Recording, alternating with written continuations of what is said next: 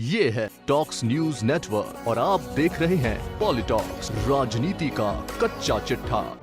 कांग्रेस ने लंबे समय के इंतजार के बाद कई राज्यों के प्रभारियों को बदलते हुए सचिन पायलट को महासचिव बनाया है। साथ ही साथ उन्हें हारे हुए राज्य छत्तीसगढ़ का प्रभार सौंपा है। प्रदेश के पूर्व डिप्टी सीएम को दी गई बड़ी जिम्मेदारी को पायलट समर्थक स्वयं की बड़ी जीत बता रहे हैं। इसके विपरीत विधानसभा चुनाव में हार के बावजूद भी सुखजिंदर सिंह रंधावा को राजस्थान के प्रभार पर बरकरार रखा है। वैसे तो विधानसभा चुनाव में करारी हार के बाद ये माना जा रहा था कि जल्द ही सचिन पायलट को बड़ी जिम्मेदारी मिल सकती है।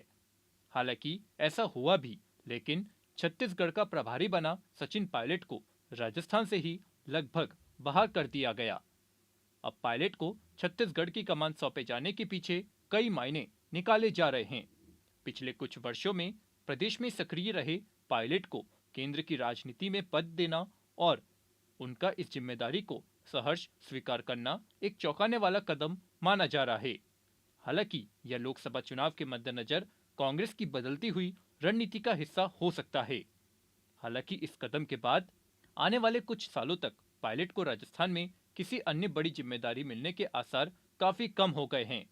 खासतौर पर संभवतः पायलट को मिलने जा रहे प्रदेशाध्यक्ष या विधानसभा में नेता प्रतिपक्ष का पद अब किसी भी तरह से नहीं मिलने वाला है।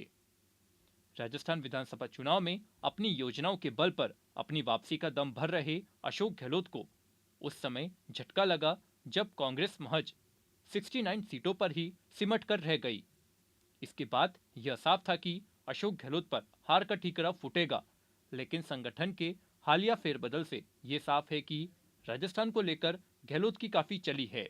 ऐसे में यह भी माना जा सकता है कि अशोक गहलोत सत्ता हारकर भी जीत गए हैं। सचिन पायलट बनाम अशोक गहलोत के साथ विवाद काफी लंबे समय से हैं, लेकिन पायलट का प्रदेश की राजनीति से बाहर निकाला जाना कहीं ना कहीं इसमें गहलोत के शामिल होने की आशंका तो पैदा कर ही रहा है। वैसे भी गहलोत अतीत में कह चुके हैं कि पायलट राजस्थान के मुख्यमंत्री कभी नहीं बन सकते, जबकि राजस्थान की युवा जनता पायलट को मुख्यमंत्री की रेस में मानती रही है। वहीं विधानसभा चुनाव के नतीजों के बाद से ही अटकलें लग रही थी कि अब प्रदेश की कमान सचिन पायलट को सौंप दी जाएगी। अगर ऐसा होता तो लोकप्रिय चेहरा होने की वजह से पार्टी को फायदा हो सकता था। अब लोकसभा चुनाव भी महज कुछ ही महीनों के बाद होने हैं। ऐसे में सचिन पायलट दोबारा युवा जनता को साथ लाकर कांग्रेस को कुछ वापसी जरूर करवा सकते थे। पिछली बार 2019 लोकसभा चुनाव में राजस्थान में बीजेपी ने शानदार प्रदर्शन करते हुए सभी 25 सीटों पर जीत दर्ज की थी। इस बार कांग्रेस को यदि बेहतर प्रदर्शन करना था, ऐसे में यदि पायलट को राजस्थान में ही रखकर पार्टी को जितवाने की जिम्मेदारी दी जाती तो यकीनन कांग्रेस को फायदा होता। राजस्थान में पायलट को गुर्जर समाज का बड़ा नेता माना जाता है। राजस्थान में दौसा, अलवर, बूंदी, भरतपुर, सवाई माधोपुर, टोंक समेत कई जिलों में गुर्जर मतदाताओं की संख्या काफी अधिक है। पायलट को एक तरफा गुर्जर मतदाताओं के वोट मिलते रहे हैं, लेकिन इस विधानसभा चुनाव में ये वोट कांग्रेस को न जाकर बीजेपी की ओर गए हैं।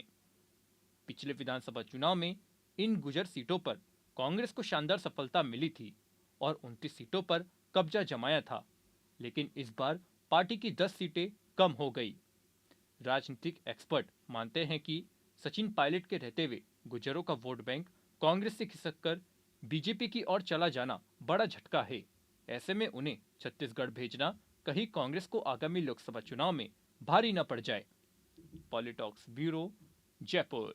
ये है टॉक्स न्यूज नेटवर्क और आप देख रहे हैं पॉलिटॉक्स, राजनीति का कच्चा चिट्ठा।